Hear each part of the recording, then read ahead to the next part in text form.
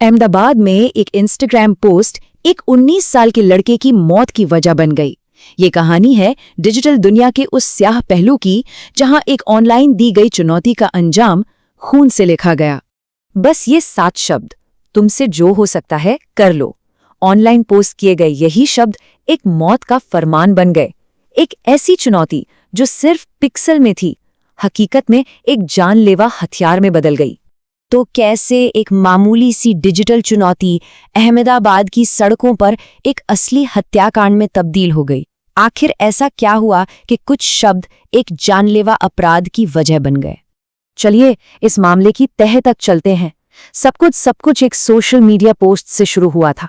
वो पोस्ट जो इस पूरे जुर्म की जड़ थी। ये मोहम्मद सालिक है, उम्र महज 19 साल, एक नौजवान जिसके सामने उसकी पूरी जिंदगी पड़ी थी, लेकिन एक ऑनलाइन बहस उसकी जिंदगी पर भारी पड़ गई। अब बात करते हैं उस खौफनाक रात की।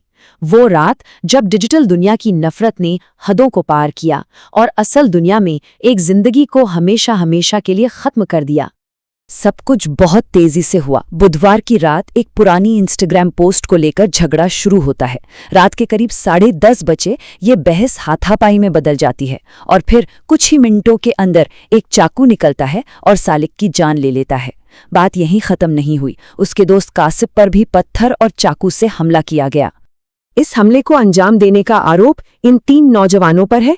20 साल का रेहान, 22 साल का फैजल पठान और 20 साल का ही फैजान पठान।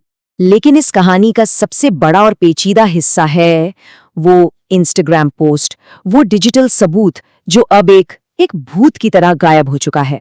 सबसे बड़ा सवाल यही है, आखिर उस पोस्ट में ऐसा क्या लिखा था? वो कौन से शब्द थे जो इतने जानलेवा बन गए कि उनकी कीमत एक जिंदगी से चुकानी पड़ी? और यही इस केस की सबसे परेशान करने वाली बात है। पुलिस के मुताबिक वो पोस्ट, वो सबसे अहम सबूत सालिक के इंस्टाग्राम आर्काइव से अभी तक बरामद नहीं किया जा सका है। वो बस एक डिजिटल याद बनकर रह गया है जो अब किसी के पास नहीं है। तो पुलिस की जांच अब कहां तक पहुंची है और बाकी आरोपियों का क्या हुआ? चलिए देखते हैं। पुलिस के हिसाब से इस हमले में कुल 3 लोग शामिल थे। इनमें से अब तक सिर्फ एक ही आरोपी रेहान पुलिस की गिरफ्त में है और बाकी के 2 आरोपी अब भी फरार हैं। मतलब इंसाफ का इंतजार अब भी जारी है। अहमदाबाद का वेजलपुर पुलिस स्टेशन इस पूरे मामले की जांच कर रहा है ताकि सच्चाई को सामने लाया जा सके।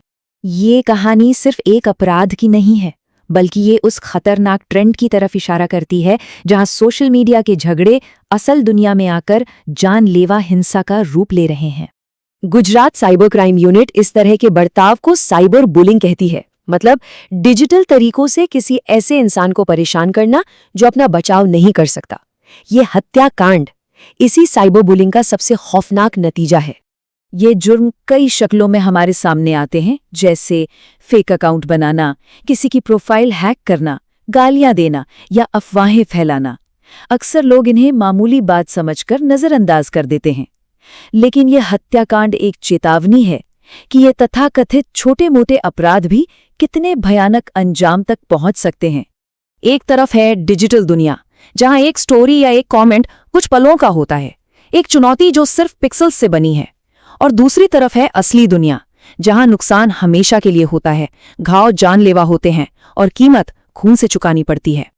और आखिर में ये एक सवाल हमें सोचने पर मजबूर करता है कि आज ऑनलाइन दुनिया में न जाने कितने झगड़े चल रहे हैं जो एक क्राइम सीन बनने से बस एक क्लिक दूर है।